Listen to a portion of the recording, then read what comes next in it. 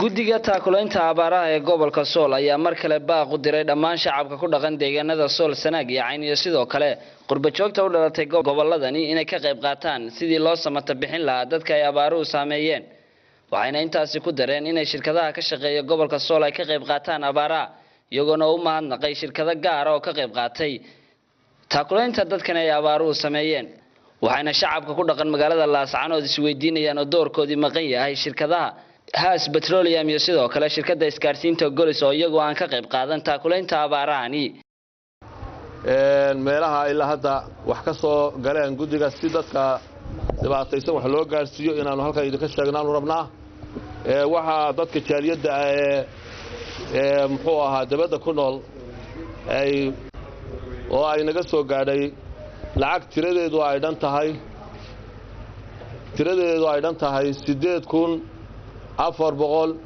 8,466 dollar lacagtaas oo ay ugu tala galeen in wax looga qabto abaaraha ku habsaday gobolka Sool gobolka Cayn ama Buuhoodle iyo Koonfur Bari Sanaag wixii ay ka gaadhaan in lagaga sameeyo biyadhaamin iyo raashin loogu qaybinayo dadka dhibaataysan guddiga sidaas loo soo gaarsiiyay iyaguna sidii ay loo soo gaarsiiyay bay ugu qaybiyeen meelahaas aan soo sheegnay waxa kale oo lacag ay nooga timid gabdho ku nool wadanka Mareykanka oo Samsam Ahmed Sahal ay kamid tahay oo iyagu soo diray lacag 1,700 ah oo codsanaya in loo duceeyo caruurtoodii loogu duceeyo iyo waxyaabo kale oo muraad ay leeyihiin Ilaahay subxaan u fududeeyo oo u duceynaynaa waxaan leenahay caruurtooda Ilaahay u barakeeyo iyo waxa ay ka cabanayaan dhib Allah ka qaado waxay wanaagsan ay doonayaan Allah siiyo iyaga iyo intii ka horeysay ee aan sheegnayba dhammaan waa wada duceynaynaa waxa kale oo lacag naga soo gaadhay wadanka UK ama Ingiriiska magaalada Manchester jaaliyada ku dhaqan lacagtaas oo totalkeedu uu isku noqonayo 2,902 dollar 2,902 dollar ilaa hadda jaaliyadaha dibadda lacagaha naga soo gaaray waa inta aan idin sheegnay waxaynu isxusuusinaynaa in dadka loo gurmado jilaalkuna hadeer uu bilaabmay wixii hore waxa iska ahayd biyo la laabasho waa la iska helayay hadda biyihii waa isla dhamaadeen dhulkii lagu guuray dhulkii aan awal biyuhu ku jirjireen dhulkii aan awal biyo lahayna waa ka sii daray xaaladdu meel adag bay maraysaa xoolihii waxay bilaabayaan inay dhintaan oo xataa dhulkii loo guuray ay farfadhiistaan waxaan u baahannahay marka insha Allah tacaala xoolihii xitaa ku inaqa joogayna fadhiisadkii bay bilaabeen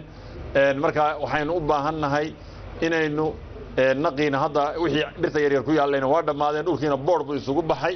waxaynu u baahannahay marka gurmad degdega in la sameeyo oo qof walba xil isa saaro dadka jaaliyadaha dibadaha baan aad ugu baaqaynaa inay qayb weyn ka qaataan oo qof walba intii aan la oran reer hebel adigu ku dul saaran yahay reer hebel adaa lagu qoray intaynaan oran inay soo xilqaamaan insha Allah kulli waxaan samayn doonaa haday sidan ka fursan weydo dadka in meelo la isugu ablaableeyo goobo la isugu dhaweeyo si dadka meel aan la wada dejin maayo laakiin goobo isku dhow oo looga gurman karo in la sameeyo looga warrabo culimada ka warrabeen markii la soo wareysay dadka isku soo gooray iyo dadkii hore u joogayba waxay cadeeyeen abaartan abaar la mid ah inay soo joogin dadka boqolka sare gaaray xataa markii la yiraahdo daba dheer taloo kala ma ahayn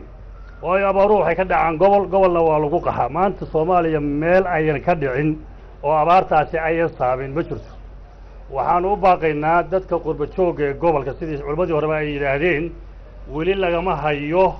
sida gobolada kale ee hareeraheena ay u gurmadeen umayan gurman marka runta la sheego magaalada gudaheeda dadka jooga waa hantiilayaal waa leeyihiin iyaguna sidii la rabay wax way wadaan laakiin way yar tahay war waxaan leenahay walaalayaal dadkeena aynu u kacno